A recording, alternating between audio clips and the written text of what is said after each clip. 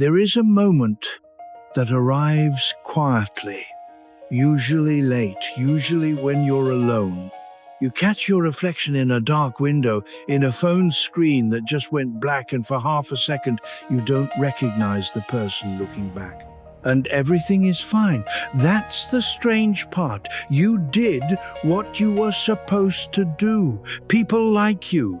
And yet, some nights you feel like a stranger is wearing your face, saying your lines, living your life on your behalf, and you have no idea when he took over or where the real you went. You can't even explain it because there is nothing to point to. No tragedy, no villain.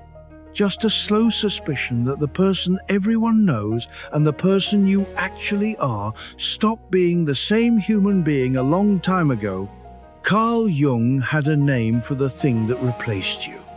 He called it the persona, and once you understand how it works, you see it everywhere, on every face, including the one in the mirror. Start with the word, because the word gives away the secret. Persona is Latin for the mask an actor wore on the ancient stage, but look closer. Its mouth was shaped like a small megaphone built so the voice would sound through it and carry to the back of the theater. That is what the word literally means. Personare, to sound through. So the mask was never designed to hide you. It was designed to take one acceptable fragment of you, the polite one, the capable one, the easy one, and amplify it until that single note drowns out the whole orchestra of who you are. And everyone, including you, mistakes the loudest note for the entire song. You didn't choose it. No one explains the rules. The child simply runs an experiment thousands of times a day on one question: what makes them keep loving me? The expressions that earn warmth get built into a face you learn to wear. The ones that earn coldness, or that small flicker of disappointment in a parent's eyes, get pushed down into the dark. So your personality, the thing you call just how I am, is partly a monument to everything you were once shamed for. The mask is assembled out of approval, and a structure built to win love will do anything to keep it. Here is why almost no one ever catches it. The persona is the only part of you the world actively claps for. Your anger, your envy, your strangeness stay buried. But the mask gets promotions. It gets called mature, professional, kind, easy to be around. It disguises itself as your best quality, which is exactly why you defend it to the death. And Jung said the most stubborn mask of all is not your job or your title. It's the quiet sentence you keep repeating about yourself. I'm the strong one. I'm the one who doesn't need anything. That self-image feels like simple honesty. It is the deepest disguise you own, because you cannot take off a mask you are convinced is your actual face. There is a particular kind of person psychiatrists learn to watch for. From the outside, they seem almost suspiciously well. They say the right thing in every room. They feel right on cue, exactly what the moment calls for. Everyone finds them lovely, and not one person, including them, has ever actually met them. The clinical name for this was the as-if personality, a life lived as if someone were home. If you are universally liked and quietly empty at the same time, the being liked is not the cure for the emptiness.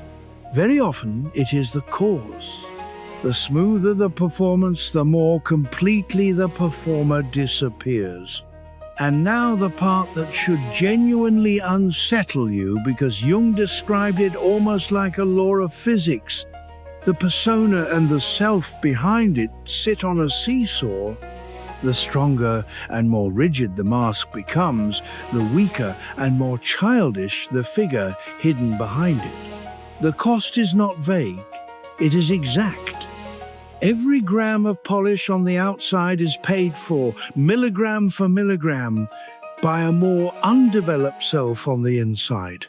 This is why the most impressive people can feel up close, strangely hollow, the flawless executive who falls apart the moment he is alone. You did not lose yourself. That is the comforting version. You traded yourself piece by piece for approval, and the mask was built so that you would never see the receipt, and the mask does not stay politely inside your own skin. Jung noticed it spreads almost like an infection. When you become your persona, you force everyone around you into the opposite role to hold it up. The man who believes he is the great man needs the room to stay small. The one whose whole identity is being the helper needs everyone around him to stay a little broken. So the mask always has something to do. The performance is never solo. It quietly deforms your marriage, your friendships, your family into a stage built to keep one fragile costume standing. For a while this works. In the first half of life, it is even supposed to. You have to build a mask to get the job, win the mate, take your place in the world.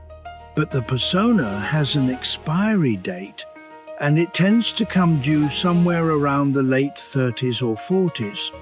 Jung called it the noon of life. The structure that carried you up the morning slope becomes the thing suffocating you in the afternoon.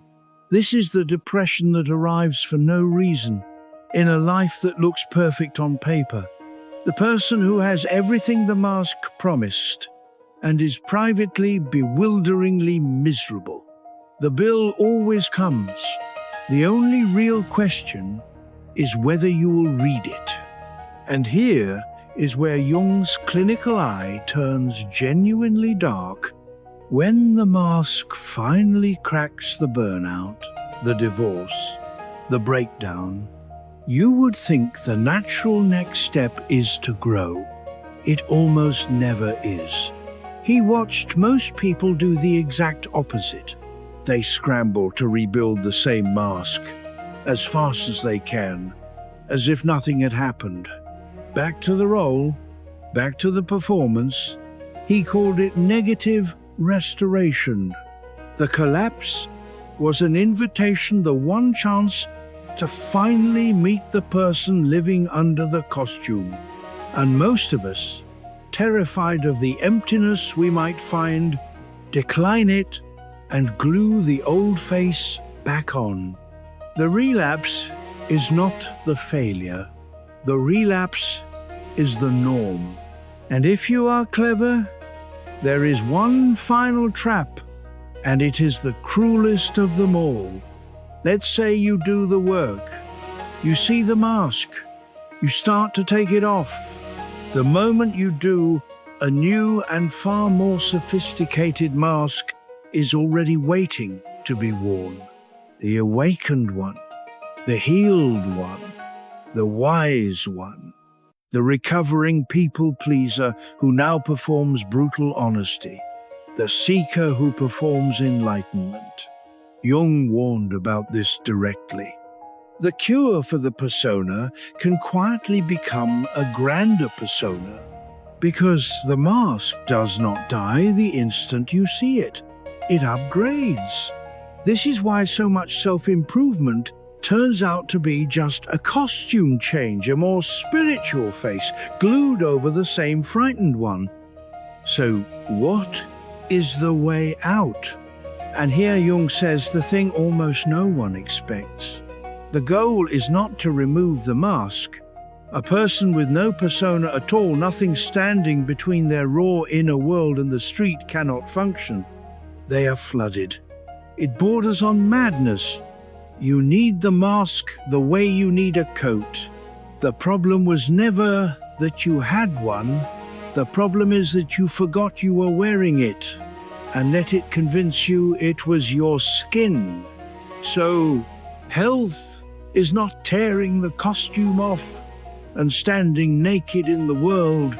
Health is a mask that has finally become transparent, one you can see clearly, put on deliberately when a moment calls for it, and take off when you come home. A face you wear instead of a face that wears you. You were never fake. That word has tortured enough people. The version of you that everyone applauds is not a lie. It is a fragment, one note played too loud for too long while the rest of the orchestra waited in the dark to be heard. You did not disappear. You were buried gently under the single self that happened to get the most approval. And the way back does not begin with some dramatic unmasking, some burning down of your old life. It begins with something much quieter, something you can do tonight. The next time you catch your reflection in a dark window and a stranger seems to look back, don't look away. Stay there a moment longer, because the instant you can finally see the mask, you are no longer the mask. You are the one underneath it, awake at last, and watching. And that one was never lost. He was only waiting for you to stop performing long enough to notice he had been there the whole time.